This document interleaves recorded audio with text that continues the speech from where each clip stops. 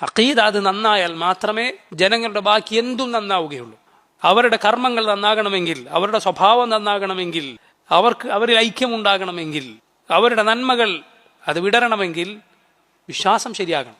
മാത്രമല്ല, വിശ്വാസത്തിൽ അഭിപ്രായ വ്യത്യാസങ്ങൾക്ക് സ്ഥാനമില്ല. അതൊന്നു മാത്രമാണ്, ഒന്നേ ഒന്നാണ്.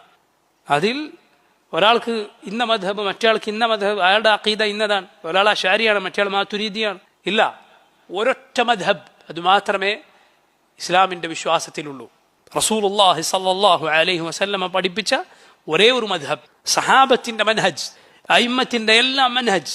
അഹ്ലുസുന്നത്തിന് ഫിഖ്ഹിൽ 4 മദ്ഹബുകൾ അറിയപ്പെട്ടിട്ടുണ്ട്. പക്ഷേ ആ ഇമാമങ്ങളുടെ എല്ലാം അഖീദ അത് ഒരേ ഒരു മദ്ഹബാണ്, അഖീദത്തു സലഫ്, മുൻഗാമികളുടെ വിശ്വാസം. നബി സല്ലല്ലാഹു അലൈഹി വസല്ലം പഠിപ്പിച്ച, സഹാബത്ത് പഠിപ്പിച്ച, താബിഈങ്ങളും തബഉ താബിഈങ്ങളും വിശ്വസിച്ചു പോന്ന, ഈ ഉമ്മത്തിലെ നല്ലവരായ മുൻഗാമികളും പണ്ഡിതന്മാരും വിശ്വസിച്ചു പോന്ന ഒരേ ഒരു വിശ്വാസം. അതിൽ ഇന്നവൻ ഇന്നത്, മറ്റവൻ ഇന്നത് ഇല്ല. അങ്ങനെ ഒരു വേർതിരിവോ ഒരു വിശാലതയോ ഇല്ല. ഇത് വിശാലമായ ആദർശമാണ്, പക്ഷേ ഇത് ശരിയായ ആദർശമാണ്. ചില ആളുകൾ വിശാലതക്ക് ഈ രൂപത്തിൽ തെറ്റായ അർത്ഥമാണ് മനസ്സിലാക്കിയിട്ടുള്ളൂ. തോന്നിയവനും തോന്നിയത് വിശ്വസിക്കാം. അല്ല, വിശ്വാസം ഒന്നു മാത്രമാണ്. അത് വിശ്വസിച്ചാലേ ഒരാൾ രക്ഷപ്പെടുകയുള്ളൂ.